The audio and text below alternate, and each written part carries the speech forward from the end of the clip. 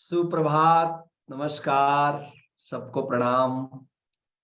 हर शनिवार की सुबह 9 बजे आप मुझे सताने आते हैं, इसमें आपका बहुत बहुत स्वागत है।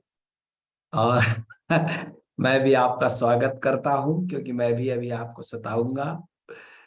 तो बहुत अच्छा लगता है, शनिवार का इंतजार रहता है। बहुत से मित्र मैसेज करते हैं कि ये जो शनिवार का ऑनलाइन का ध्यान और सत्संग है, ये बड़ा मजा आता है और एक अच्छी संख्या में लोग जुड़ते हैं। तो चलिए शुरू करते हैं आज की यात्रा। ध्यान करने के पहले चंद सवाल, जिज्ञासाओं का समाधान थोड़ा सा। एक मित्र है हमारे, अशोक कुमार जी, सॉरी स्वामी प्रेम वैभव जी। अशोक कुमार जी का सवाल बाद में। स्वामी प्रेम वैभव जी सिवनी मध्य प्रदेश से हैं और कह रहे हैं कि आचार्य जी, मेरा एक प्रश्न था कि साक्षी, होश और बोध क्या एक ही चीज के तीन नाम हैं या तीनों में कोई फर्क है? साक्षी, होश और बोध वैसे तो प्रारंभिक रूप से देखेंगे तो एक ही चीज के तीन नाम हैं, लेकिन भारत जो है वो अध्यात्म विज्ञान का वैसा ही खोजी है जैसे आज पश्चिम में पदार्थ विज्ञान खोजा जा रहा है। तो जैसे पदार्थ को खोजते खोजते बारीक से बारीक विश्लेषण हुआ, ऐसे ही हमारे यहाँ आत्मा के खोज में ऋषियों ने, संतों ने बहुत बारीक विश्लेषण भी किया। तो थोड़ा फर्क भी है। वो फर्क ऐसे ही है जैसे हम कहें कि पानी है, बर्फ है, भाप है तो अलग अलग, लेकिन क्या तत्वतः अलग अलग थोड़ी है। एक ही चीज के अलग अलग अवस्थाओं के नाम है। ऐसे ही बोध भी, होश भी, साक्षी भी। असल में होश या बोध को पहले हम समझें कि यह क्या है और क्यों ओशो बार बार होश को ही एकमात्र विधि मानते हैं। हमारे सारे दुखों का कारण या सारी समस्याओं का कारण है स्वयं के प्रति होश की कमी, अपने प्रति होश की कमी। हमारा होश अभी है तो, लेकिन ऑब्जेक्टिव है, बाहर के प्रति है, दूसरों के प्रति है, पदार्थ के प्रति है, जगत के प्रति है, अदर ओरिएंटेड है। ये होश का कहना चाहिए पुराना ट्रैक है, राजमार्ग है। सब लोग, जीव जंतु, पशु पक्षी, मनुष्य, सबका होश उनके इंद्रियों के द्वार से बहिर्मुखी होकर बह रहा है। यानी हम किसी को देख रहे हैं, किसी को सुन रहे हैं, तो हमारा होश ही इंद्रियों के दरवाजे से बाहर की ओर जा रहा है। तो ये बहिर्मुखी होश है। अब बहिर्मुखी होश के लिए एक स्पेशल शब्द ओशो देते हैं, उसको कहते हैं आउटगोइंग जो होश है, उसको एक तरह से इसको कहेंगे एकाग्रता। जब कोई मनपसंद चीज दिख जाता है तो हम एकाग्र हो जाते हैं, किसी रंगीन चीज को देखकर, किसी सुंदर चीज को देखकर, किसी हमारे लोभ के द्वारा प्राप्त होने वाली किसी वस्तु को देखकर। तो ये जो बाहर जाता हुआ होश है, ये एकाग्रता के रूप में या बहिर्मुखी होश इसको हम कह सकते हैं। फिर इसी होश की यदि दिशा स्वयं की तरफ मुड़े तो फिर होश के अलग अलग नाम देते हैं। है तो होश ही, लेकिन नाम थोड़ा थोड़ा बदल देते हैं जानने के लिए। इसलिए आप ओशो धारा का एक बहुत ही बढ़िया प्रोग्राम इन दिनों होने जा रहा है, राइट माइंडफुलनेस।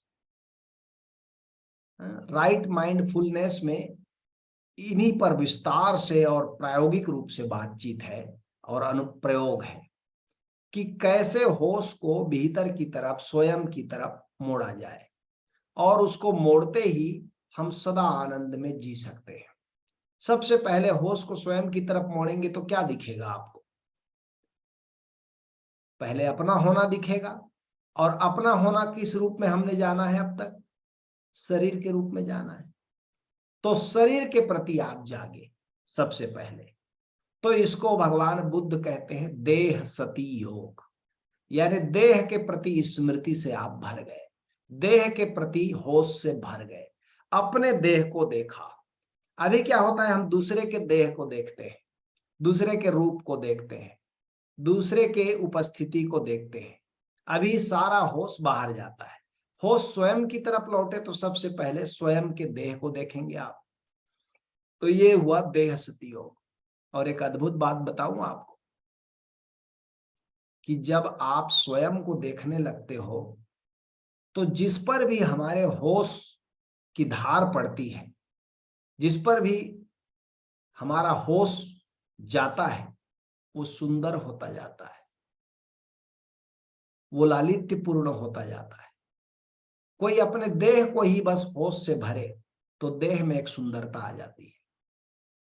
इसलिए देह सती योग को भी पहला ही होश है, और ये बड़े मोटे से शुरुआत है, ठीक है, एकदम स्थूल से शुरुआत है, लेकिन यहां से शुरू करना चाहिए। इसलिए ओशो प्रारंभिक ध्यान विधियों में कहते हैं चलते फिरते होश से भरे रहो, खाओ तो होश से, बोलो तो होश से, चलो तो होश से, शरीर के प्रति जागो थोड़ा सा। ये बिल्कुल स्थूल है, लेकिन यहीं से यात्रा शुरुआत होगी, पहली कदम। आप भी प्रयोग करके देखना, एक 6-7 दिन का प्रयोग करो आप, कि इन 6-7 दिन में मैं दूसरी कोई विधि नहीं करूंगा, एक विधि करूंगा, अपने शरीर के मूवमेंट के प्रति जागूंगा, अपने शरीर के प्रति होश से भरूंगा, और आप देखेंगे इतने में ही एक स्थिरता, एक शांति आपको घेर लेगी। क्योंकि गहरे में तो शरीर भी जुड़ा है ना हमारी आत्मा से, इसलिए पहला होश आपने शरीर के लिए साधा। फिर आप, और यही होश की धार अब बारीक होती जाएगी। जब आप विचार के प्रति जाएंगे तो इसको भगवान बुद्ध कहते हैं विचार सती योग। अब आप विचार के प्रति जागने लगे, मन में चल रहा है कुछ भी, आप उससे चिपकते नहीं, आप उसको दूर हट के देखते हैं कि ठीक है, मेरे ही मन में चल रहा है और मैं उसको देख रहा हूं।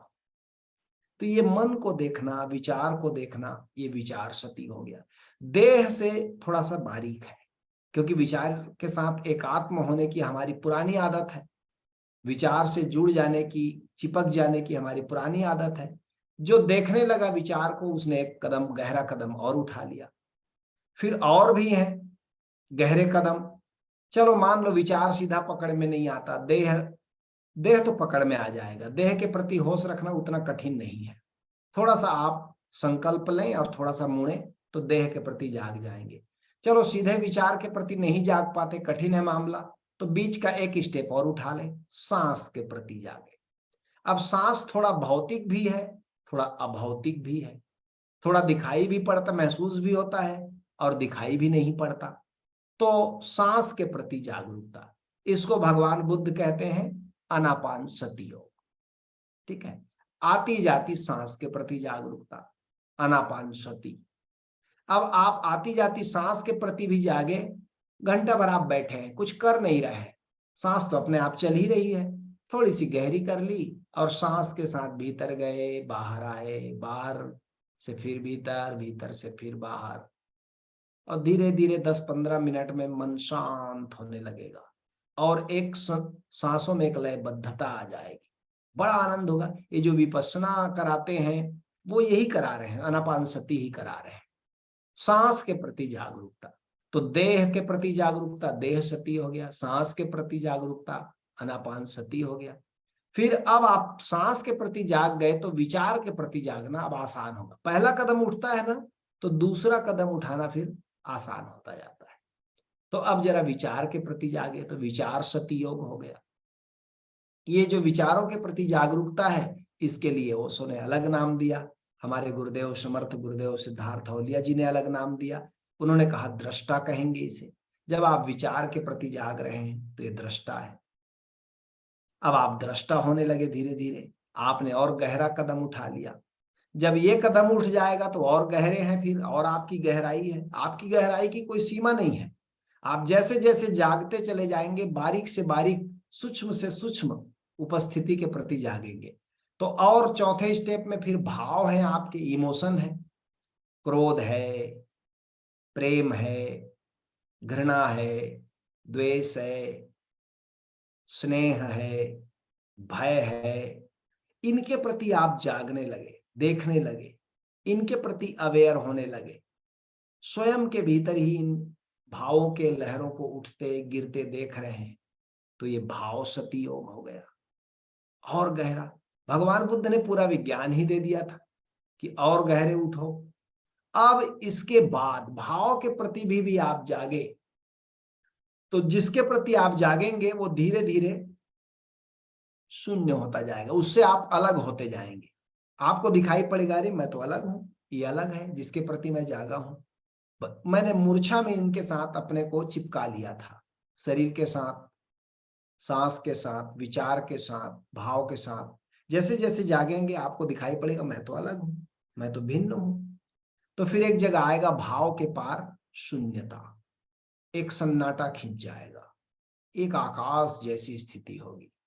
जब उस शून्यता के प्रति आप जाग गए, जागने लगे, उसकी झलकें आने लगी, तो इसको कहते हैं भगवान बुद्ध शून्य सती योग।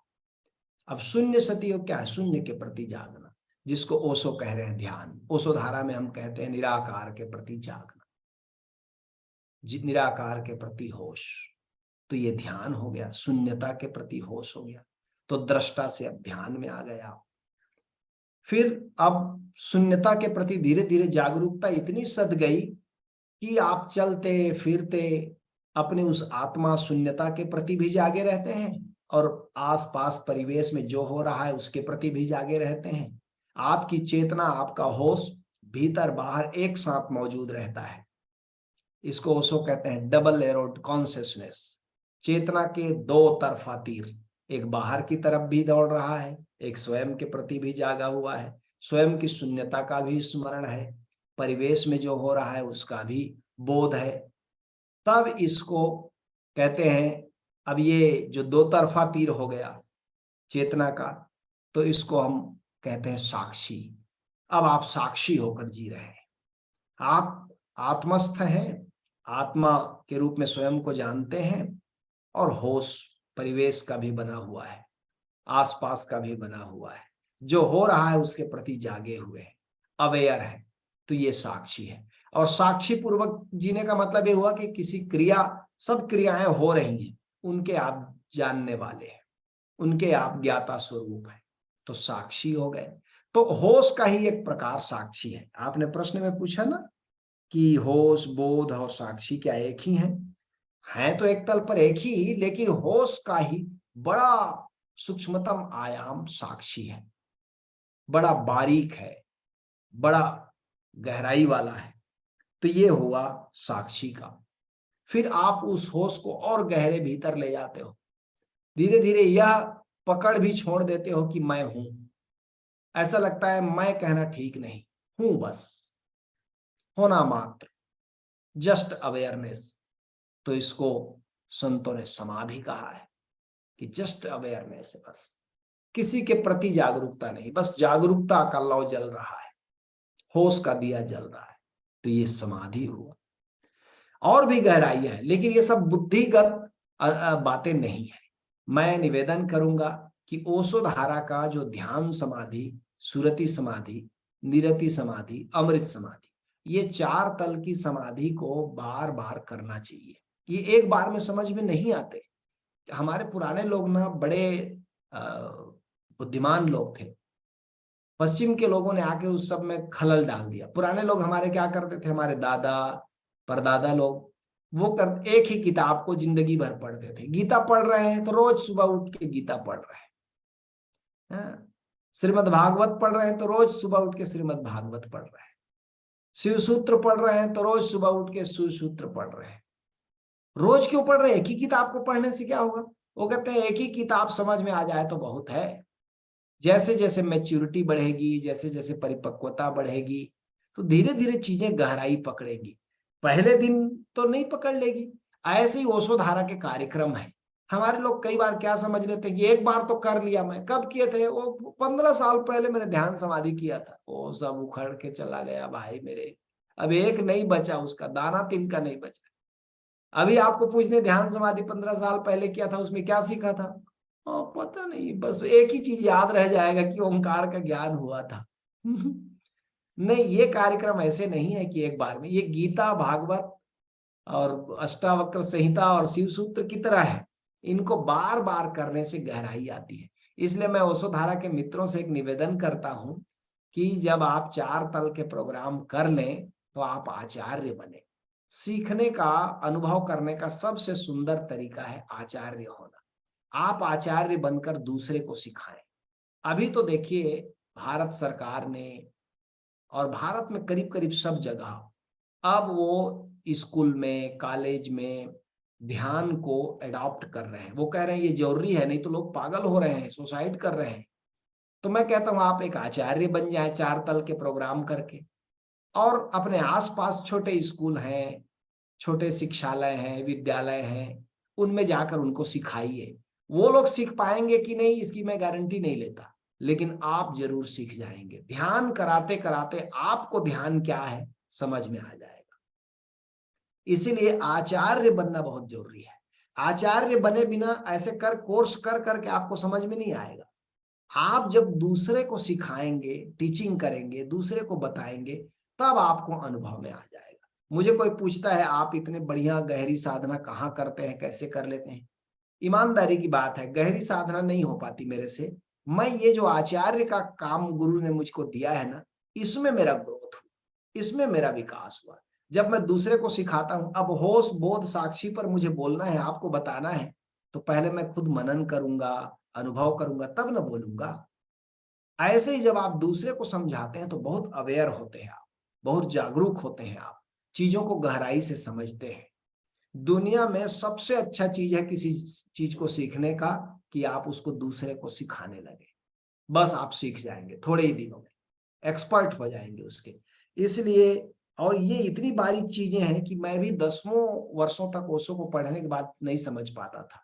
लेकिन जब हम दूसरे को समझाते हैं, कराते हैं, तो उस समय हम बहुत अवेयर होते हैं कि दूसरे को कहीं मिसगाइडेड ना हो जाए, कि दूसरे को हम कोई गलत ना बता दे। तो हम खुद सजग होकर तैयारी करते हैं, प्रैक्टिस करते हैं। मैं आपको कहूंगा रोज ध्यान करें। अब मैं खुद ही नहीं करूंगा तो मेरी बातों का क्या असर होगा? मैं रोज ध्यान में डूबूंगा और मैं किसी दिन आपको कहूंगा आप भी ध्यान करें, तो उन बातों का असर होगा। असल में शब्दों का असर नहीं होता, आचरण का असर होता है। और इसलिए आचार्य बनते ही आप आचरण को तो संभालेंगे ही संभालेंगे। अब आप, क्योंकि लोग आपको, अब वो एक बार ओशो ने बड़ा प्यारा उदाहरण दिया कि बोले एक शराबी आ गया ओशो के पास, बोले मैं शराब नहीं छोड़ सकता, क्या आप मुझे संन्यास देंगे? ओशो ने कहा हाँ दे देंगे, शराब से हमको क्या लेना देना, हमको संन्यास से लेना देना है, हम दे देते हैं, तुम्हारी मर्जी। हाँ लेकिन हमारी जो शर्त है वो कि माला पहनना पड़ेगा, रोप पहनना पड़ेगा। उसने कहा हाँ पहन लेंगे, लेकिन शराब छोड़ने को तो नहीं कहोगे? नहीं कहेंगे। अब वो माला पहना, रोप पहना, था तो उद्दंड आदमी, पहुंच गया भट्टी शराब खाने में। कई लोगों ने देखा कि स्वामी जी आ रहे हैं, माला पहने हैं, मरून चोंगा पहने हैं, स्वामी जी हैं। तो कई शराबी लोग तो बेचारे ऐसे भी थोड़े सरल होते हैं, कई लोगों ने चरण छू लिया, स्वामी जी भले आए, इधर गंदे जगह में आप कैसे आ गए, प्रणाम कर लिया। वो 4 दिन बाद आके ओशो पर नाराज हो, उसने कहा गड़बड़ कर दिया, अब दारू भट्टी जाना मुश्किल हो गया माला और रोप पहन के, अब छोड़ना पड़ रहा है। तो ओशो ने कहा वो तो हम नहीं जानते, हमको तो इतना पता है कि हमने तुमको संन्यास दिया, अब तुम अपना संभालो, माला रोप पहन के पीना है कि नहीं पीना है तुम जानो। तो ये ढंग है कि आपका आचरण ही आपको बदल देगा। आप जब दूसरे को सिखाने लगेंगे, दूसरे को बताने लगेंगे, तो खुद में आप बदलाहट महसूस करेंगे। और इसलिए ये जो 4 तल के प्रोग्राम है, ये बहुत गहरी विद्या से गुरुदेव ने हम लोगों को ये गहराई से इसमें समझाया है कि पहले ध्यान समाधि में ही आप आत्मा का अनुभव करते हैं, ओंकार को जानते हैं, सुरति समाधि में निरंकार को जानते हैं, निरति समाधि में शब्द को जानते हैं, निरति को जानते हैं, नूर को जानते हैं, अमृत समाधि में अपने शाश्वत चैतन्य को जानते हैं। ये 4 का अनुभव हो गया तो अब आपके पास बताने के लिए बहुत कुछ है। फिर गुरु की आज्ञा लेकर के आप इस काम में प्रवृत्त होइए। बहुत से मित्र सोचते हैं कि नहीं कंप्लीट जान लूंगा ना तब आचार्य बनूंगा। हाँ, तब तो फिर मरने के बाद ही आचार्य आचार्य बनेंगे, उसके पहले संभव नहीं है। कंप्लीट ज्ञान तो उसी समय घटेगा, परम निर्वाण दशा में है। वो सब उतना इंतजार नहीं करना है, जितना आप जान रहे हैं उतने तक बताएं। कल ही मैं ओशो का एक प्रवचन पढ़ रहा था, मुझे बहुत अच्छा लगा। ओशो ने कहा कि पहली दफा पश्चिम में जॉर्ज गुरजेफ ने स्कूल की प्रथा डाली। अध्यात्म में पश्चिम में स्कूल की प्रथा। पश्चिम में स्कूल नहीं होते थे। स्कूल मतलब हमारे पढ़ने और लिखने वाले स्कूल नहीं, स्पिरिचुअल मिस्ट्री स्कूल, जहां अध्यात्म सिखाया जाता है। तो जॉर्ज गुरजेफ ने डाला। उन्होंने कहा कि एकदम ऐसी काम करने में लोगों की गहराई नहीं मिलती, कि आज कोई आया, फिर कल कोई आया, फिर परसों कोई आया, फिर रोज रोज वही बातें, बिगिनर्स के लिए जो कही जाती हैं वही बातें। अब जैसे आप यूट्यूब में किसी गुरु को सुनेंगे, तो यूट्यूब में कोई गुरु क्या बताएगा आपको? बिगिनिंग, शुरुआती बातें, एकदम प्रारंभिक बातें बताएगा। लेकिन किसी गुरु के पास आप बैठते हैं, उसके साथ रमते हैं, जमते हैं, वर्षों गुजारते हैं, तो धीरे धीरे आपकी मैच्योरिटी देखकर गुरु गहरी बातें भी बताएगा। इसलिए बिन गुरु ज्ञान न होई वाली बात इसलिए है। ऐसा नहीं कि गुरु तो एक ही क्षण में बता देगा, लेकिन आपकी उसको समझने की कैपेसिटी नहीं है। तो पहले ही दिन बता दिया तो क्या फायदा हुआ? जब गुरु के साथ धीरे धीरे गहरे हार्मनी में आ जाते हैं, तब कोई बात बताता है तो आपकी चेतना में वो सीधी चली जाती है। तो जॉर्ज गुरजेफ ने स्कूल की प्रथा डाली, यानी कुछ साधकों को लेकर साधना की गहराई में ले जाना, उनके साथ गहरे प्रयोग करना। और अभी अब ओशो धारा के रूप में भारत में ऐसा ही मिस्ट्री स्कूल गुरुदेव ने डाला है। अब ये मिस्ट्री स्कूल है। जैसे जैसे आप प्रोग्राम करते जाते हैं, अभी देखिए एक प्रोग्राम हम लोग का चल रहा है परम पद ऑनलाइन में, 26वां तल का प्रोग्राम है। अब उसके साधकों को आप देखिए, उनकी प्रेजेंस देखिए, उनकी उपस्थिति देखिए, उनको गहरी प्रेम और भक्ति की बात बताते ही उनके आंखों में आंसू आने लगते हैं। एकदम नए आदमी को बताएंगे तो नहीं आएगा आंसू। आंसू तो गहरे कहीं चेतना को छू रहे हैं, गहरे गहरे अंतस्तल को छू रहे हैं, तब आंखों में आंसू आ रहे हैं। तो इसका मतलब ये हुआ कि यदि गहराई पकड़नी है तो आपको एक ही जगह खुदाई करनी पड़ेगी। एक गुरु के साथ गहराई से खुदाई करें तो आप अपने सभी तलों को छू लेते हैं। इसलिए ये जो होश साक्षी, अब ये हम ध्यान समाधि में ही बताते हैं, लेकिन 90% लोगों को सुनते समय समझ में आता है, सुनते समय खूब मुंडी हिलती है ऐसे वैसे, बिल्कुल ठीक, साक्षी समझ गए, ध्यान समझ गए, दृष्टा समझ गए, होश समझ गए, और 2 दिन बाद वहां से निकले कि सब खत्म, क्योंकि अभी उतनी गहराई नहीं थी। लेकिन जैसे जैसे आप आचार्य बनेंगे, आप दूसरों को बताएंगे होश क्या, साक्षी क्या, ध्यान क्या, दृष्टा क्या, समाधि क्या, तब आपको भी समझ में आएगा और आप अनुप्रयोग करेंगे। तो बहुत सुंदर स्वामी जी आपने पूछा, इस बहाने मुझे कहने का मौका मिला, प्रेम वैभव जी। और एक दूसरा प्रश्न है अशोक कुमार जी का, कि स्वामी जी अज्ञात भय के भाव कभी कभी क्यों आते हैं? महाराज, कभी कभी नहीं, हमेशा रहते हैं अज्ञात भय के भाव। आपको पता कभी कभी चलते हैं। ज्ञात में अज्ञात में हर आदमी, 99% आदमी भय में जी रहे हैं। और अज्ञात भय किस चीज के है मालूम है? एक ही चीज का तो भय है, और किस चीज का भय रहेगा? सारे भय के पीछे एक चीज खड़ा है, मृत्यु का भय, मर न जाओ। काकरोच से लेकर के जहरीले नाग तक के पीछे जो डर है वो काकरोच और नाग के डर नहीं है, दोनों में एक ही डर है, मर न जाओ।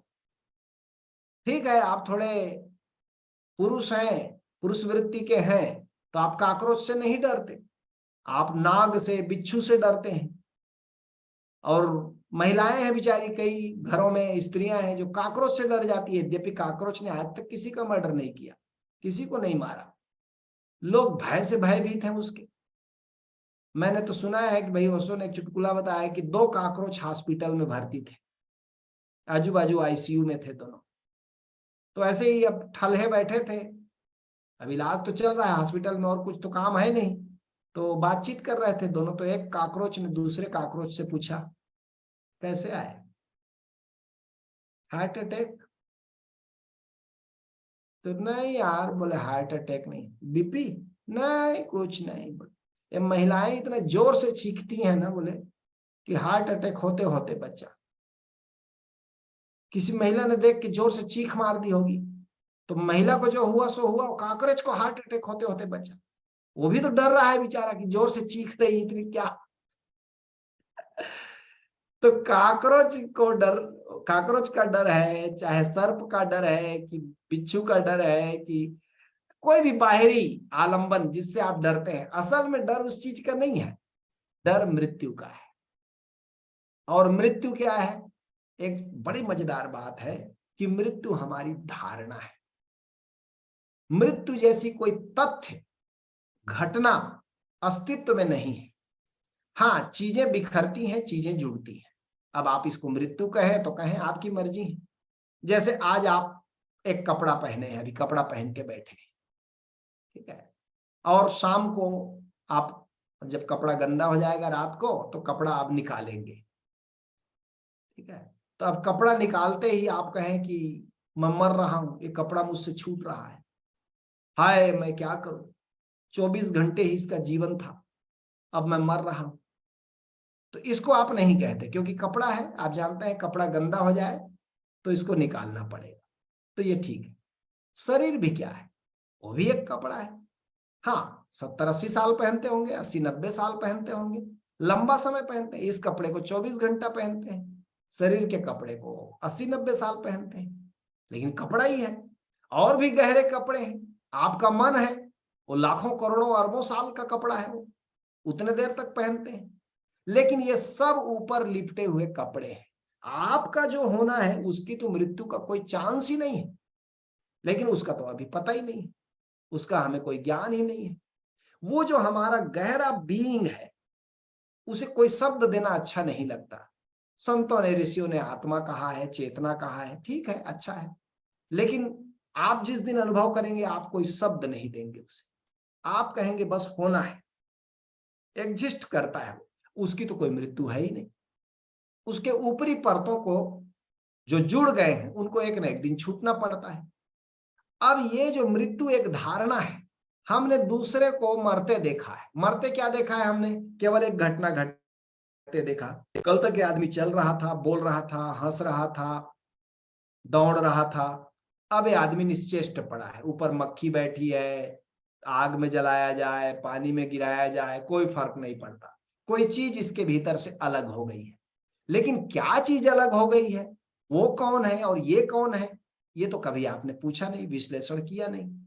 इसलिए दूसरे को देख करके आपने एक धारणा बना दी कि मरना बड़ा दुखद है, कि मरना बड़ा परेशानी वाला है, कि मरने पर सब भयंकर विषाद टूट पड़ेगा।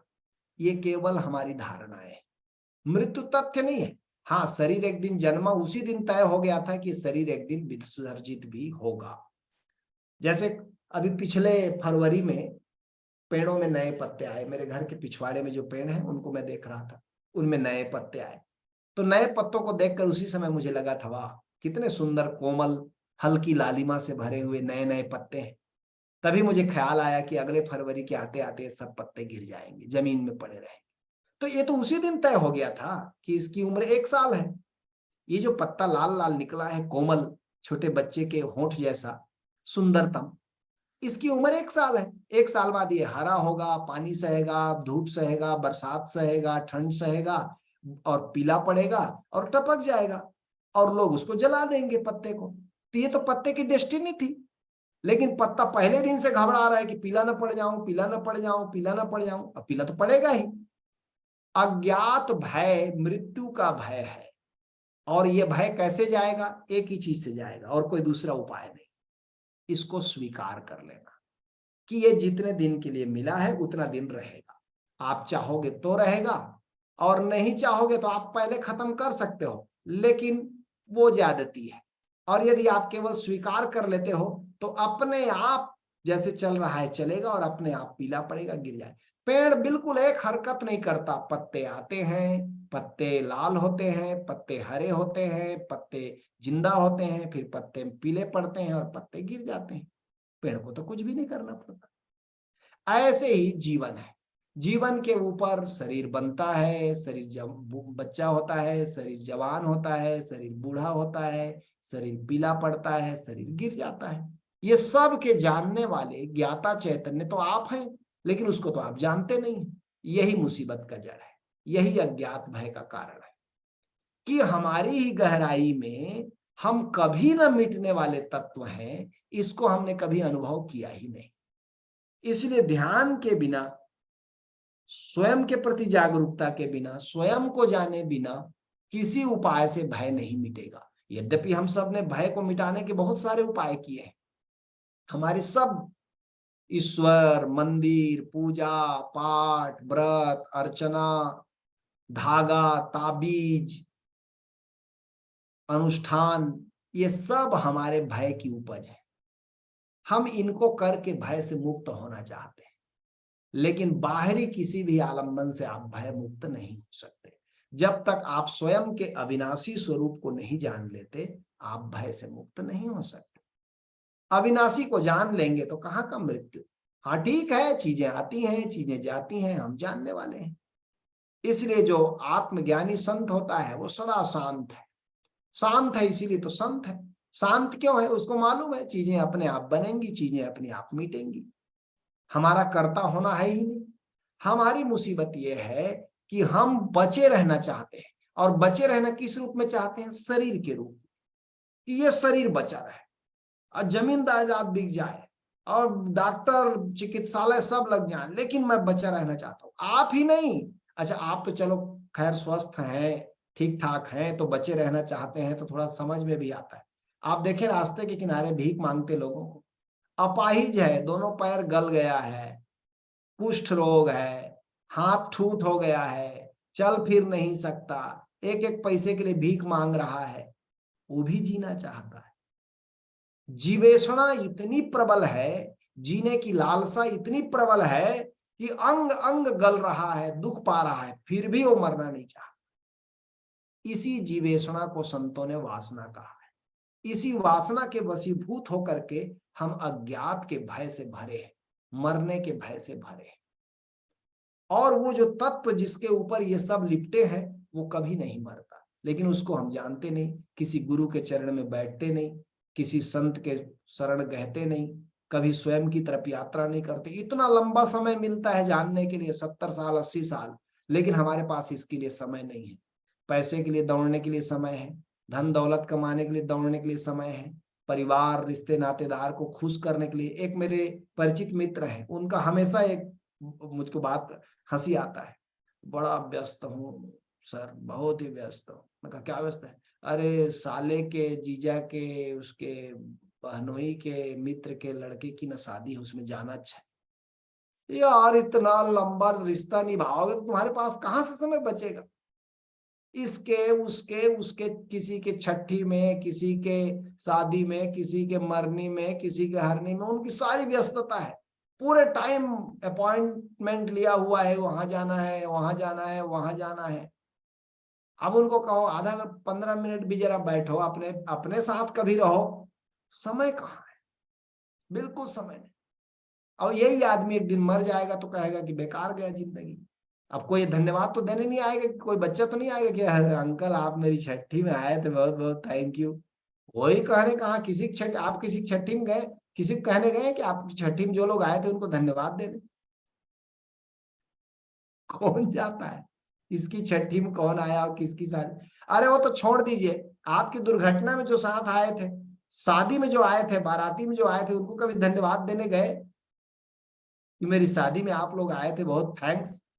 कौन किसको याद करता है? और आप अपने को बड़ा वैल्यू देते हैं, आप बड़ा मूल्यवान समझते हैं कि मैं नहीं जाऊंगा तो शादी कैसे होगा, मैं नहीं जाऊंगा। अरे सबके बिना होता है।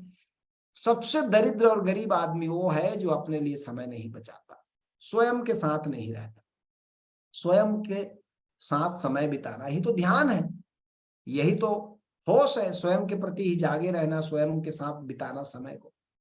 तो इतना भी यदि हमारे पास समय नहीं है तो हम भय से मुक्त नहीं हो सकते। भय से मुक्ति का दो उपाय मैंने कहा, एक तो स्वीकार करो कि भय है, और फिर खोजो कि कौन भयभीत हो रहा है, कौन है जिसको भय है। खोजो, गहरे में उतरो अपने, और धीरे धीरे पाओगे आप उस तल पर एक बड़ी प्यारी कहानी। ओशो कहते थे कि एक व्यक्ति ऐसी जा रहा था पहाड़ के रास्ते से, अंधेरी रात थी, सर्द रात थी, और अचानक उसका पैर फिसला और वो गिरने को हुआ। तो गिरते गिरते उसने पैर के जड़ों को उसके पेड़ के जड़ को पकड़ लिया। पेड़ की जो जड़ें थी वो दोनों हाथ में उसके पकड़ में आ गई। वो किसी गड्ढे में झूल गया। अब डरा, मारे गए, नीचे गहराई, हजारों फीट गहरी खाई है, हाथ छूटा कि मारे गए। और जंगल में दूर दूर तक, पहाड़ में कोई नहीं है कि आवाज दें, किसी को बुलाएं। अब किसी तरह दोनों जड़ के, उसके जड़ों को पकड़ के दोनों हाथ से वो लटका है। इतने में नीचे सुना, आवाज आई नीचे कि जरा एक शेर है, दहाड़ रहा है। रात में मारे गए, किसी तरह गिर गए, हाथ पैर टूटा, बचा भी तो शेर नहीं बचाएगा, नीचे शेर दहाड़ रहा है और किसी तरह पकड़ के लटका है। अब इतने में जरा ऊपर आंख उठाया, ऐसे देखा तो देखा कि दो चूहे, एक चूहा सफेद है, एक चूहा काला, उन जड़ों को कुतर रहे हैं जिनको पकड़ा हुआ है। उसने कहा हम मारे गए, ये नालायक लोग तो रात भर में कुतरी डालेंगे और जड़ तो टूटेगा ही। एक सफेद चूहा, एक काला चूहा जड़ को कुतर रहा है।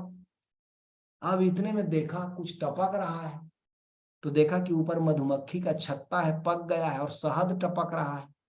तो उसको लगा मरना तो है ही, इधर चूहे काट रहे जड़ को, नीचे शेर दहाड़ रहा है और जड़ अब छूटा कि तब छूटा, लेकिन शहद टपक रहा है। तो उसने जीभ को लगा दिया शहद में कि इतना मजा तो ले ही ले, इतना तो आनंद ले ही ले, जरा चार साठ मर, अभी आसन्न मौत खड़ी है, मरने का पूरा इंतजाम हुआ है और शहद का मजा ले रहा है। इतने में वो चूहों ने जड़ को काट ही दिया, गिरा धड़ाम से। तो गिरा तो खिलखिला के हंसा, क्योंकि वो बिल्कुल कमर भर का गड्ढा था, ज्यादा गड्ढा नहीं था। शेर तो बहुत नीचे खाई में दहाड़ रहा था, इसको लगा गिरूंगा तो खाई में गिरूंगा, और वो कमर भर के गड्ढे में गिरा, हाथ पैर झाड़ के उठा। उसने कहा नाहक डर रहे थे। लेकिन याद रखना, जिस समय जड़ को पकड़ के लटका हुआ था उस समय भय वास्तविक था, उस समय भय ओरिजिनल था। हमारा सब भय इसी तरह का है, मर न जाए, और किसी तरह आप स्वीकार कर लें, अपने भीतर जाए तो आप पाएंगे आप सदा अविनाशी हैं। आपके भीतर वो तत्व मौजूद है जो कभी नहीं मरता। लेकिन कभी हम जड़ को छोड़ते नहीं, कभी धड़ाम से नीचे भीतर की तरफ गिरते नहीं। उसी भीतर गिर जाने का नाम समाधि है, ध्यान है। थोड़ा सा साहस, साहस का मतलब है कि स्वीकार भाव। जब आप स्वीकार कर लेते हैं, एक बार जान लेते हैं भीतर की अरे ये जो भीतर मेरा चैतन्य है इसका तो मिटना होता ही नहीं, तो काहे का भय। तो इसलिए भय से भागे मत। और भय, अच्छा सारा इंतजाम हम भय से बचने के लिए करते हैं। अच्छा घर, अच्छा मकान, भारी मात्रा में धन दौलत जमा करना, ये सब किस लिए होता है? किसी तरह बचा लें अपने को, इन सब के होते बच जाएंगे। और अंत क्या होता है? कोई बचा है क्या? कोई नहीं बचा, सब लोग गए हैं।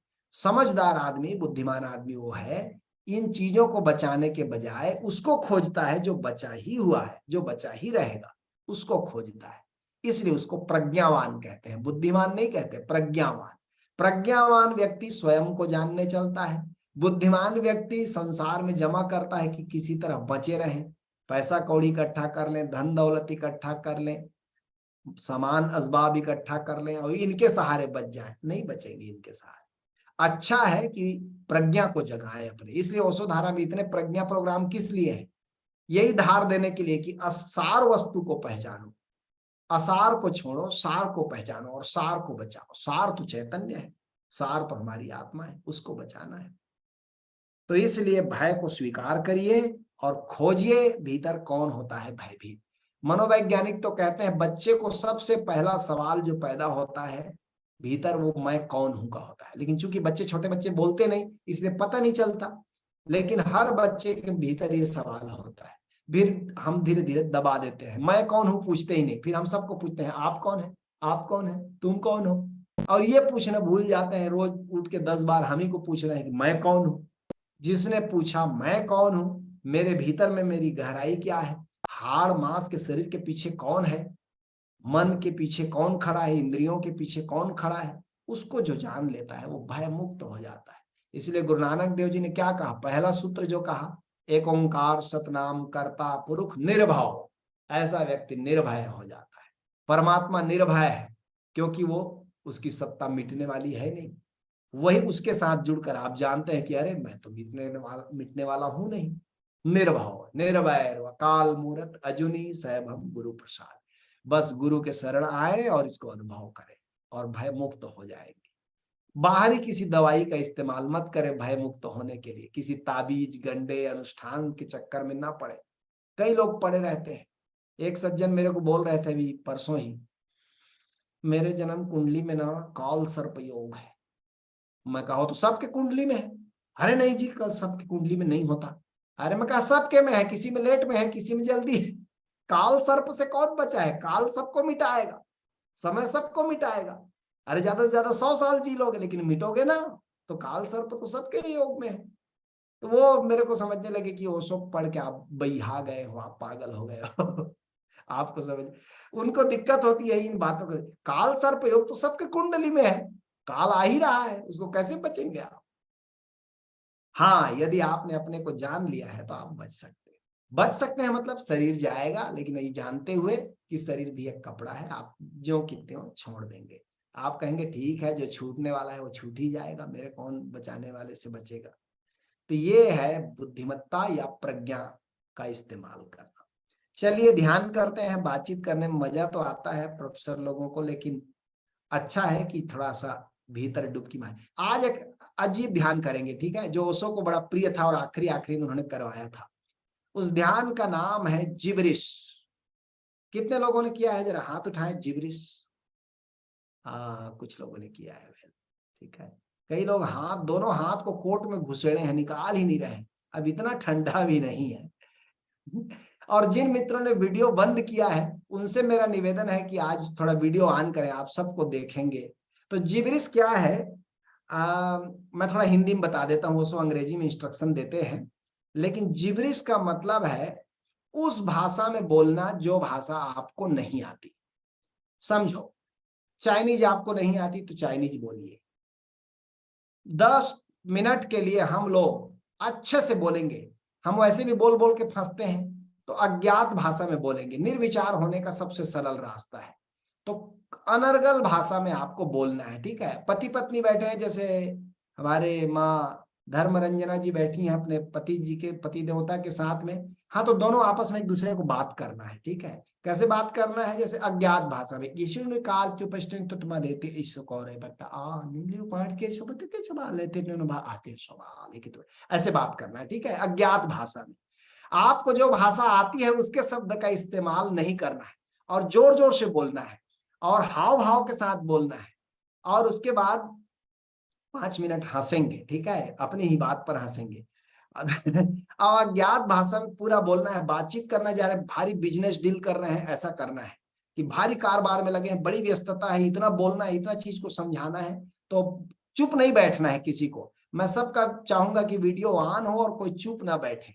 अभी भी बहुत से मित्र वीडियो बंद किए हुए हैं, तो जिब्रिश करने में मजा नहीं आएगा उनको।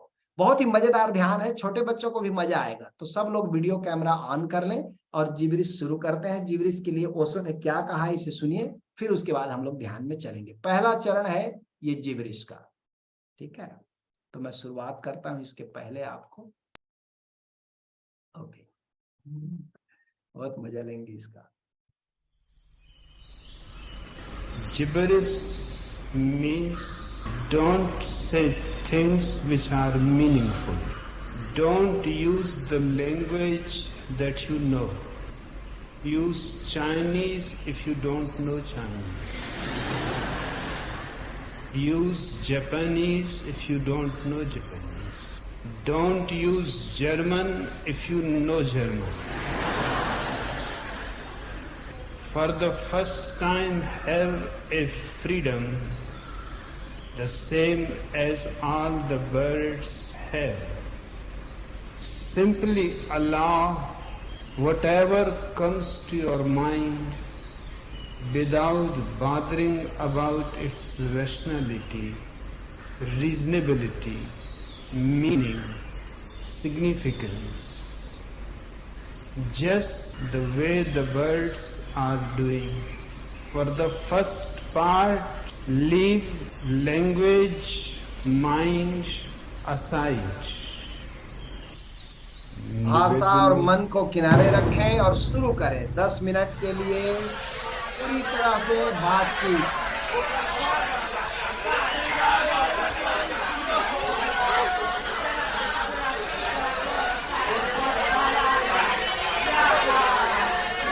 नीरज, तुमको भी बोलना है, सबको बोलना है।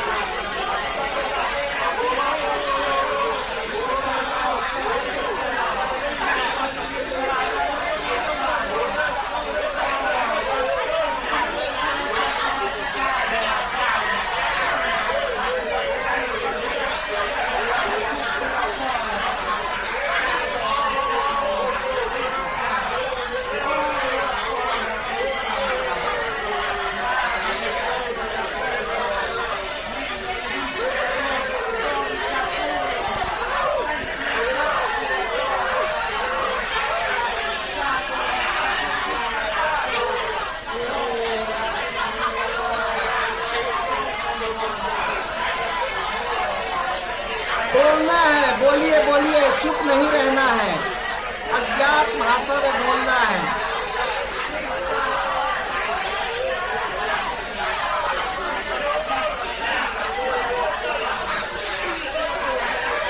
एक दूसरे को देख देख के बोलना है, ध्यान देने वाले मित्रों। आपस में बातचीत करना है अज्ञात भाषा में। जितेंद्र जी, पत्नी को देख के बोलिए।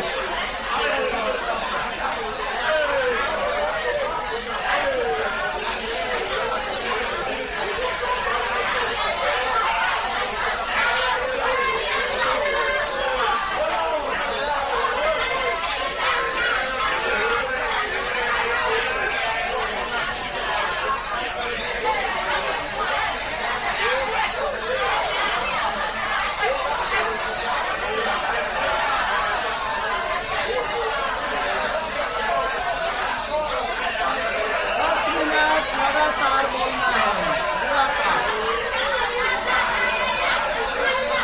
मलयालम में नहीं बोलना है, अज्ञात भाषा में बोलना है।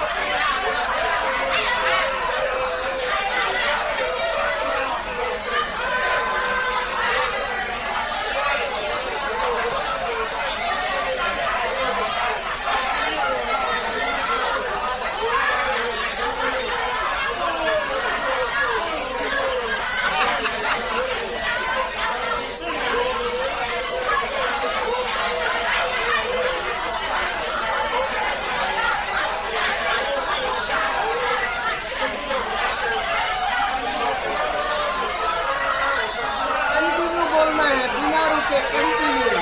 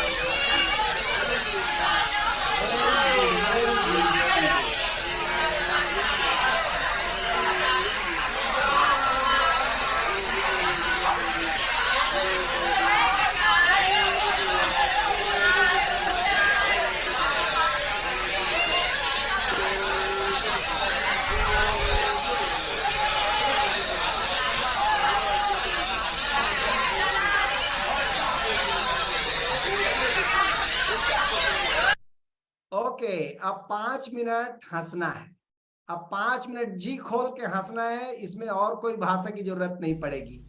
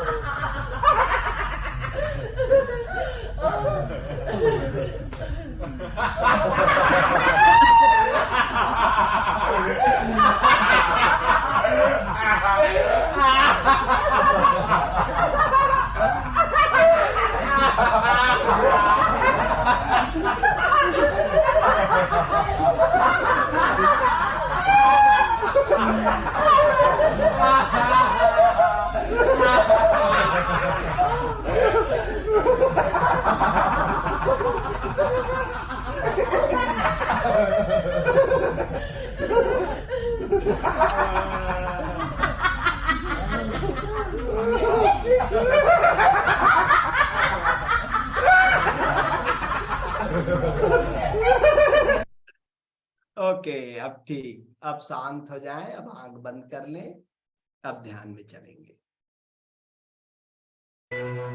छठवां चरण शिथिलीकरण। शवासन में लेट जाएं। भाव करें कि शरीर शिथिल हो रहा है। Step 6, lie down in shavasana. Feel that body is getting relaxed. एकदम ढीला छोड़ दें अब शरीर को, अब कुछ करना नहीं, अब होश भीतर की तरफ और विश्राम पूर्वक।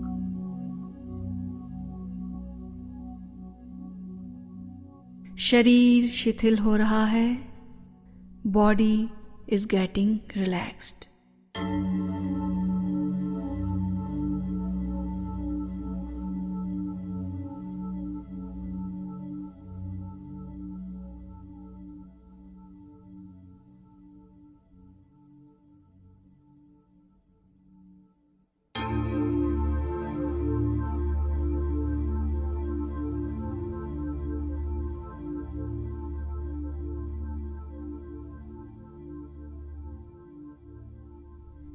शरीर शिथिल हो रहा है। Body is getting relaxed.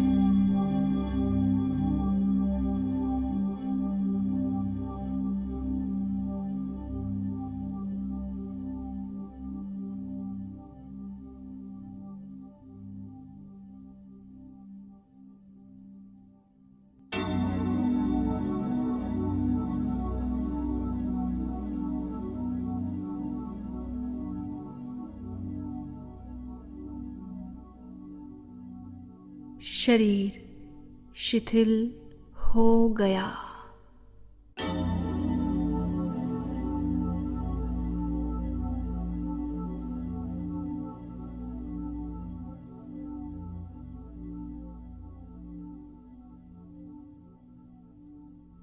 Body is fully relaxed.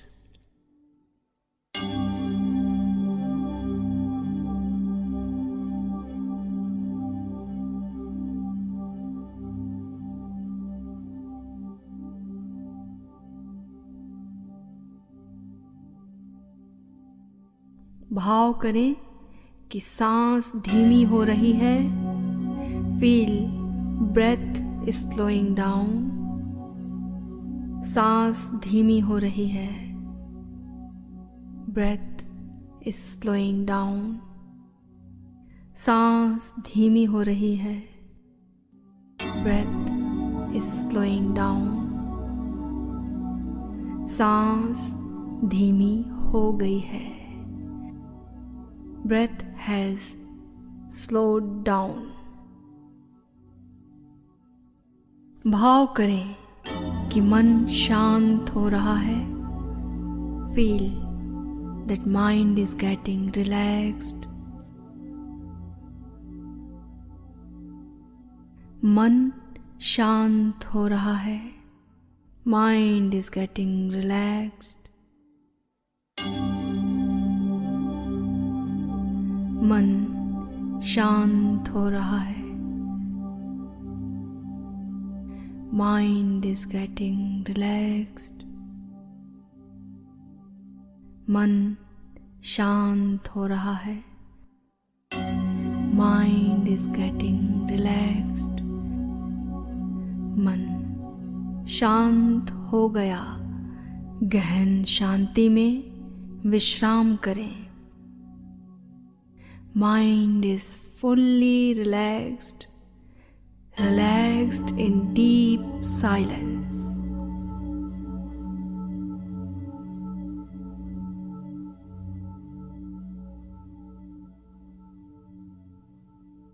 भाव करें कि यह शांत जीवन ऊर्जा तन मन को स्वस्थ कर रही है, स्वस्थ कर रही है, स्वस्थ कर रही है, प्रसन्नता से भर रही है, प्रसन्नता से भर रही है। Feel this silent vital energy is healing body and mind. It is giving health and Joy. It is giving health and joy. It is giving health and joy.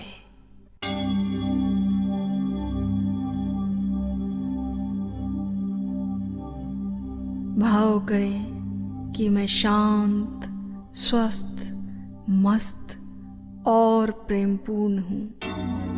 Feel that I am silent, healthy, joyful and loving. Silent, healthy, joyful and loving. I am silent, healthy, joyful and loving.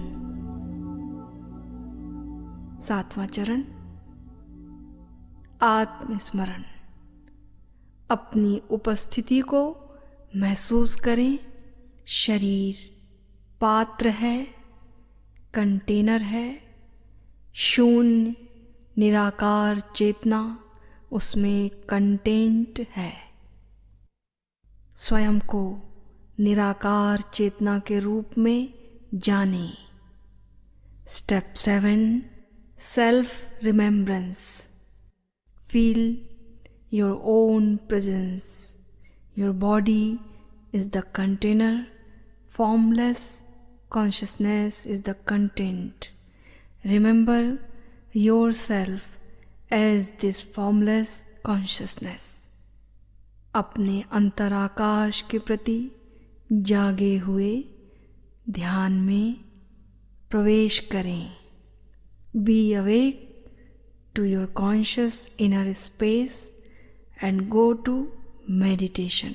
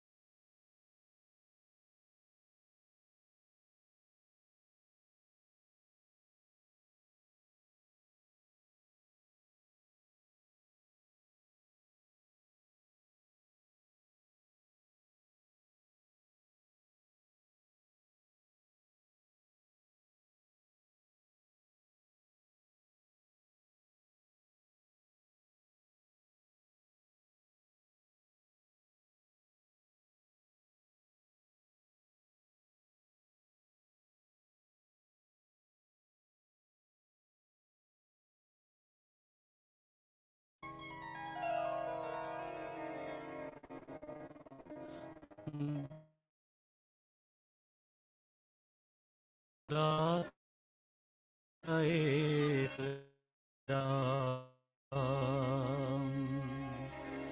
दाता एक राम, दाता एक राम।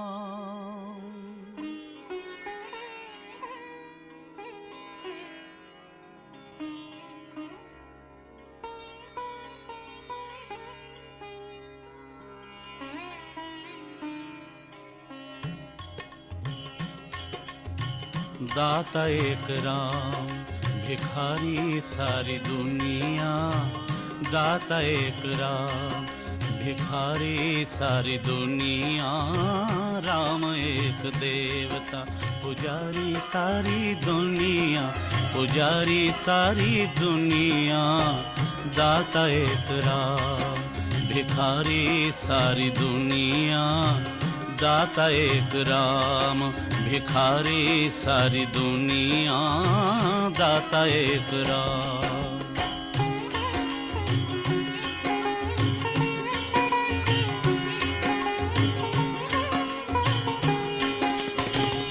द्वारे पे उसके जाके कोई भी पुकारता, द्वारे पे उसके जाके कोई भी पुकारता। परम कृपा दे अपनी भव से उबारता, परम कृपा दे अपनी भव से उबारता। ऐसे दीननाथ पे, ऐसे दीननाथ पे बलिहारी सारी दुनिया, बलिहारी सारी दुनिया। दाता एक राम, भिखारी सारी दुनिया। दाता एक राम।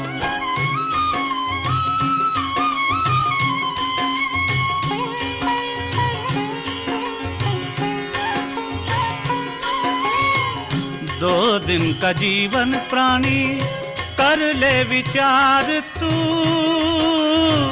कर ले विचार तू।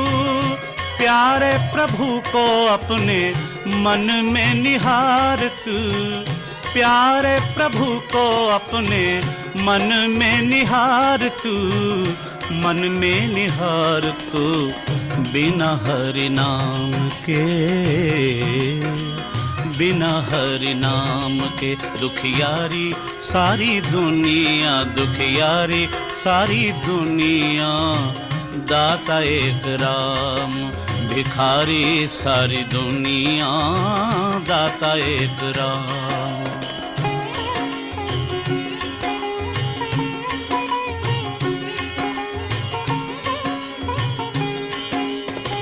नाम का प्रकाश जब अंदर जगाएगा, नाम का प्रकाश जब अंदर जगाएगा। प्यारे श्री राम का तू दर्शन पाएगा, प्यारे श्री राम का तू दर्शन पाएगा। ज्योति से जिसकी है, ज्योति से जिसकी है उजियारी सारी दुनिया, उजियारी सारी दुनिया। दाता एक राम, भिखारी सारी दुनिया। दाता एक राम, भिखारी सारी दुनिया। दाता एक राम, दाता एक राम, दाता एक राम। कृपया दोनों हाथ जोड़ लें, समर्थ गुरुदेव के चरणों में धन्यवाद करें। उनकी कृपा करुणा और आशीर्वाद से ही हम लोग ये सब पा रहे हैं। परम गुरु ओशो को, सूफी बाबा को, गुरु नानक देव जी को बहुत बहुत धन्यवाद। और अपने माता पिता को धन्यवाद देना न भूलें, जिन्होंने ये सुंदर शरीर दिया साधना के लिए। बहुत बहुत अहोभाव सभी संतों, सद्गुरुओं, सिद्धों, बुद्धों के चरणों में सत सत नमन। और अंत में प्रभु के चरणों में धन्यवाद दें कि हे प्रभु, मेरे जीवन में ऐसा अवसर बार बार लाना, तुम्हारे तरफ झुकूं, तुम्हारे प्यास से भरूं, यही कृपा, यही वरदान बरसाते रहना।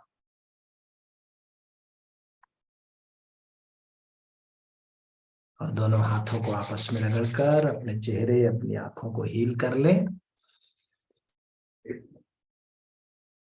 तो ये आज हम लोगों ने ध्यान किया जिब्रिश और मिस्टिक रोज मिला करके, हंसी मिला करके। आप सबको आनंद आया होगा इतना सब मन के व्यापार करके।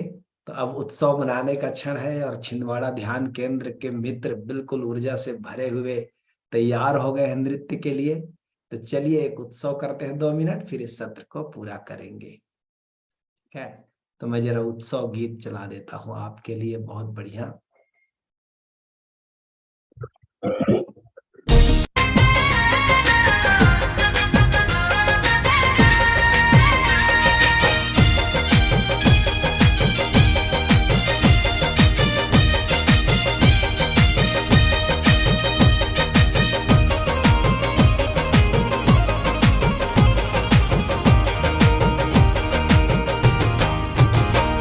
जो जख्म थे फूल बन गए, जो संग थे धूल बन गए।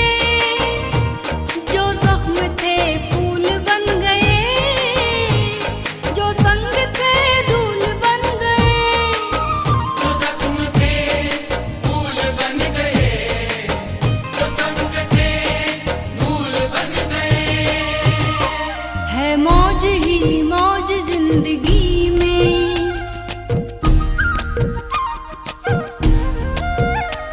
है मौज ही मौज जिंदगी में। हुए हैं जब से हमारे ओशो, लो डगमगाती है दिल की कश्ती, हवाले कर दी तुम्हारे ओशो। जो डगमगाती है दिल की कश्ती, हवाले कर दी तुम्हारे।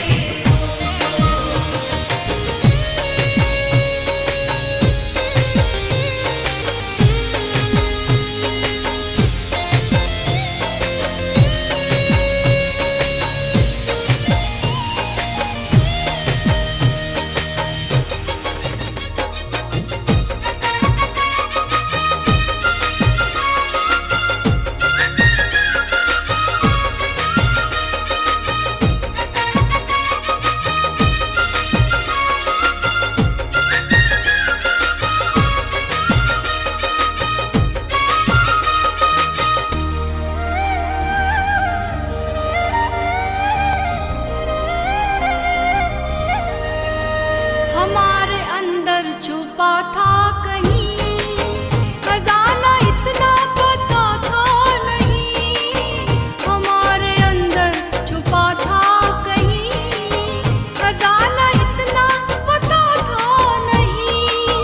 हमारे अंदर छुपा था कहीं, खजाना इतना पता था नहीं। ये गहरे सागर में डूबे मोती,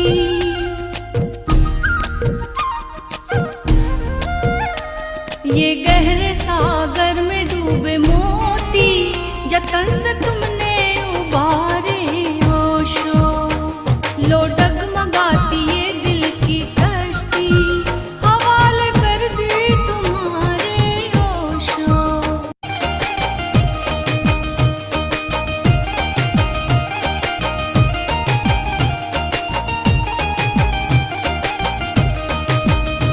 जो डगमगाती है दिल की कश्ती, हवाले कर दी तुम्हारे।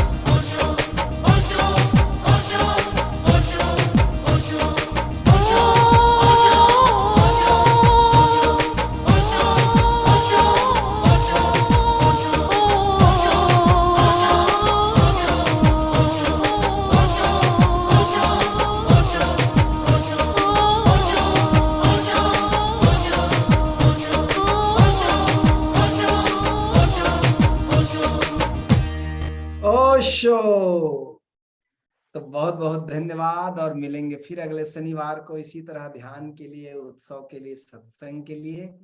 तब तक के लिए आप सबको नमस्कार, धन्यवाद और अलविदा। और छिंदवाड़ा ध्यान केंद्र के मित्रों को विशेष रूप से धन्यवाद। आप सब इतना आनंद लेते हैं, एक साथ जुड़ते हैं, इसके लिए बहुत बहुत धन्यवाद। तो थैंक यू, शुक्रिया। और तेजस्वी जी को बहुत बहुत धन्यवाद। अब मीटिंग को पूरा करेंगे। आप सबको प्रणाम।